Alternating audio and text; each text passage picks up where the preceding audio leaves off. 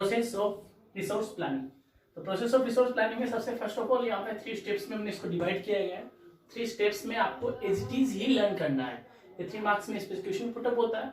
तो first of all this identification and inventory of resource in their region और country.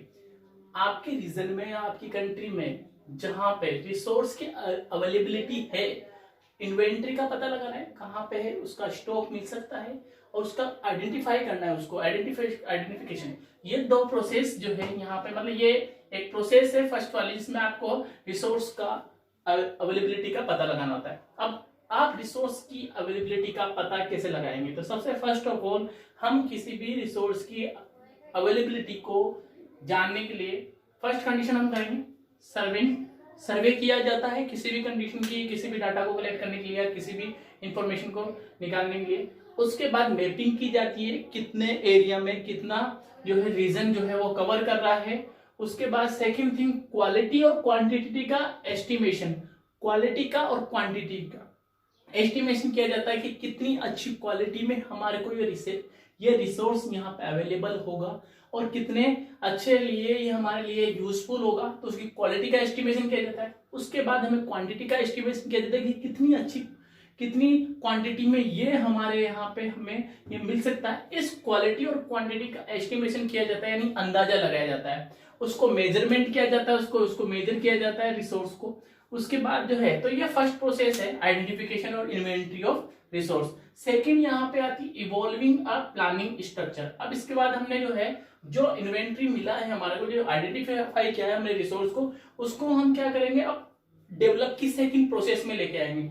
तो उसको develop करने के लिए हमें क्या करना है, उसको यूजफुल बनाना है रिसोर्स को। तो यूजफुल बनाने के लिए हमें क्या करना पड़ेगा, हमारी प्लानिंग स्ट्रक्चर जो है उसको इवॉल्व करना पड़ेगा। मतलब हमारी जो प्लानिंग स्ट्रक्चर में फर्स्ट प्लानिंग प्लस प्रोसेस में तो हमने उसको सर्विंग मैपिंग क्वालिटी वगैरह का एस्टिमेशन किया। अब उसको यूजफुल करने के लिए, यूजफुल बनाने के लिए हमें एप्रोप्रिएट टेक्नोलॉजी और स्किल का यूज करना पड़ेगा। एप्रोप्रिएट टेक्नोलॉजी और स्किल हम यूज करेंगे जो उसके लिए जो बिल्कुल एप्रोप्रिएट होगी, वो टेक्नोलॉजी और वो स्किल जो है हम उसमें उसको लगाएंगे, उसको यूजफुल बनाने के लिए। उसके बाद उसको इंस्टीट्यूशनल सेटअप करेंगे। इंस्टीट्यूशनल सेटअप यानी लोगों तक पहुंचाएंगे, उसको यूजेबल बनाएंगे और उसको लोगों तक पहुंचाएंगे। उसके बाद इंस्टीट्यूशनल सेटअप करने के बाद उसको for implementing resource development plan, हमें क्या करना है, रिसोर्स डेवलपमेंट प्लान बनाना है कि ये रिसोर्स यहाँ पे मिला तो इस रिसोर्स से कितने लोगों का डेवलपमेंट या कितने रीजन का डेवलपमेंट हो सकता है। तो वो रिसोर्स डेवलपमेंट प्लान हमें बनाना है और उसके लिए हमें क्या करना पड़ेगा, उसको एप्रोप्रिएट टेक्नोलॉजी और स्किल्स के साथ इंस्टीट्यूशनल सेटअप करना पड़ेगा। तो सेकंड प्रोसेस में आता है यहाँ पे, सेकंड स्टेप में इस प्रोसेस में कि हमें प्लानिंग को जो है उस प्लानिंग को इवॉल्व करना पड़ेगा और इवॉल्व करने में हमें एप्रोप्रिएट टेक्नोलॉजी और स्किल का यूज करना पड़ेगा।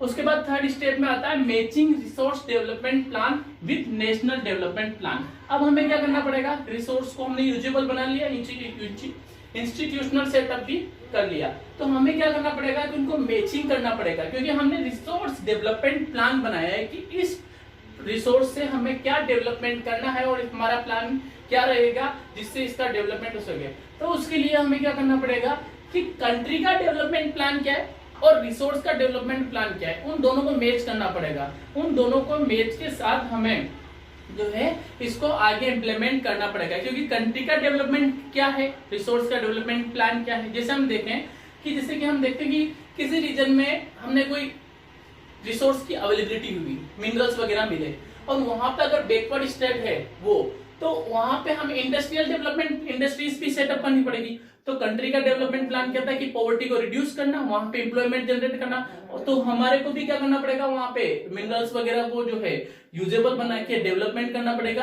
तो उससे क्या हो रहा है, कंट्री का भी डेवलपमेंट हो रहा है और हमारे रिसोर्स का भी डेवलपमेंट हो रहा है। तो यहाँ पे मैचिंग की जाती है रिसोर्स डेवलपमेंट प्लान की विद नेशनल डेवलपमेंट प्लान। ये ओवरऑल नेशनल डेवलपमेंट प्लान को कंसिडर किया जाता है। और इसके लिए हमने क्या किया है, यहाँ पे फर्स्ट स्टेप ली गई है कि 5 ईयर प्लान्स का जो है फिनोमिना यूज किया गया है। ये 5 ईयर प्लान्स यही होते हैं जिसमें पर्टिकुलर टाइम पीरियड में पर्टिकुलर डेवलपमेंट प्लान्स को इम्प्लीमेंट किए जाते हैं। इसके बाद अब यहाँ पे ये रिसोर्स प्लानिंग हो गई। इसके बाद नेक्स्ट प्रोसेस आती है